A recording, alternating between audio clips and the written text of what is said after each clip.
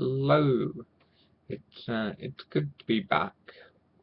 Not that I've really been away, but I digress.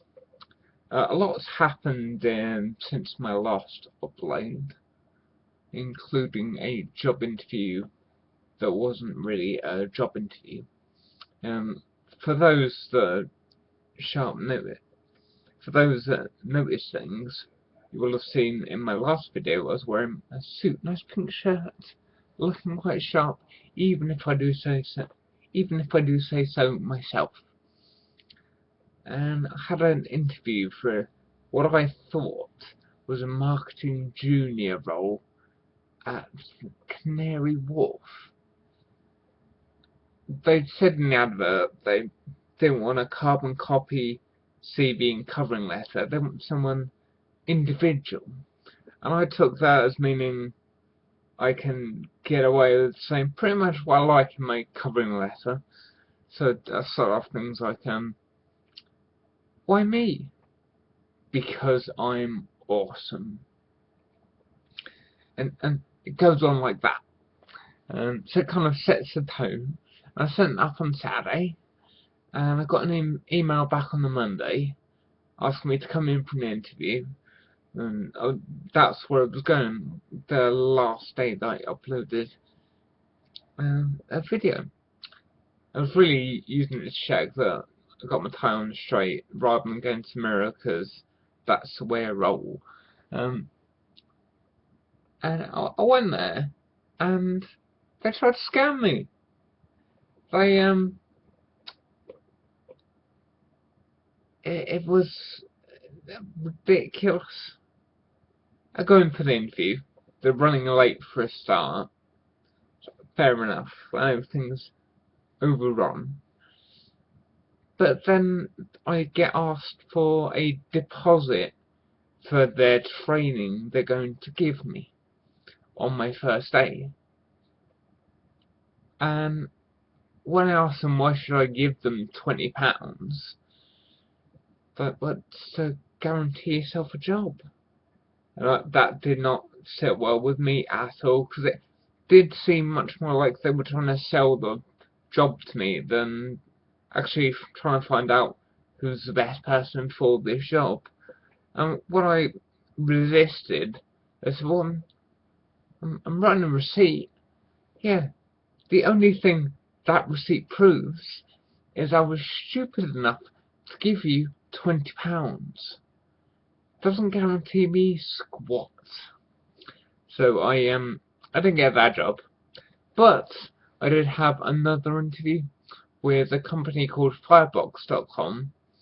They're a bit quirky, a bit like me. It was for a Christmas temp role in sort of customer service, and I quite liked their application, because, well, in the interview they asked me if I could be an animal, what animal would I be?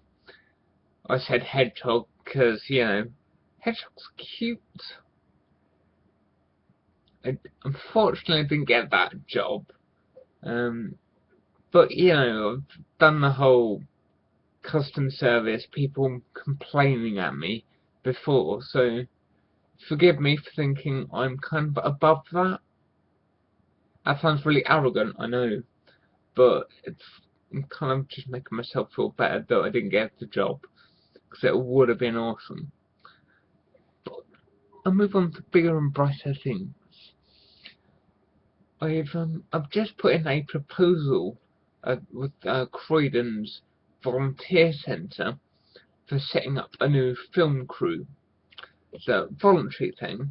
I suggested this idea when I was in last week, and Karen, the lady who runs it, seemed quite interested, and I'm quite interested as well, because I know what it was like after I came out from uni. I didn't know where to go, what to do.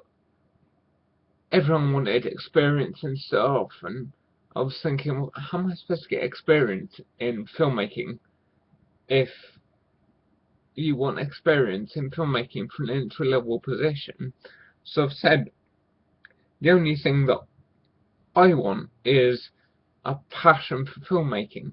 I don't care if you've got experience or skills in filming and editing and script writing and stuff. The most important thing for me is that you're willing to work hard and have good fun. Beyond that, I'm not paying you, so, you know, I can't ask for too much. And if it works out really well, you get to go home with hopefully a DVD of the film we've made and something to put on your CV. And if it doesn't, then what have I lost? An afternoon? And it'll keep me out of trouble because I'll be sort of the producer type person, sort of with a whip telling them what to do or something. One final thing that I'm going to leave you on is a slightly odd moment I had the other day in my wheelchair. I was wandering back to my flat. It was quite late at night, and this random chap that I no idea who he was. Quite old, about 55, 60. Starts wandering up to me and himself. Unsure. I mean, Deb's pushing me, so I'm not by myself.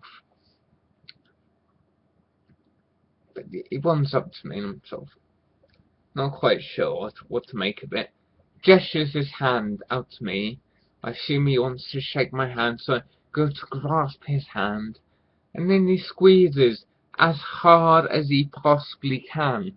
Or at least that's what it felt like to me. I don't know if he thought that was a normal handshake or what. I don't understand why a random stranger would come up and just shake my hand or another random stranger's hand. If you've any suggestions, please put them in the comments below, because I'm fascinated to find out what exactly may have been going through that man's head. Anyways, I'm going to head off, and I'll see you next time, providing my head doesn't get squashed by a random stranger.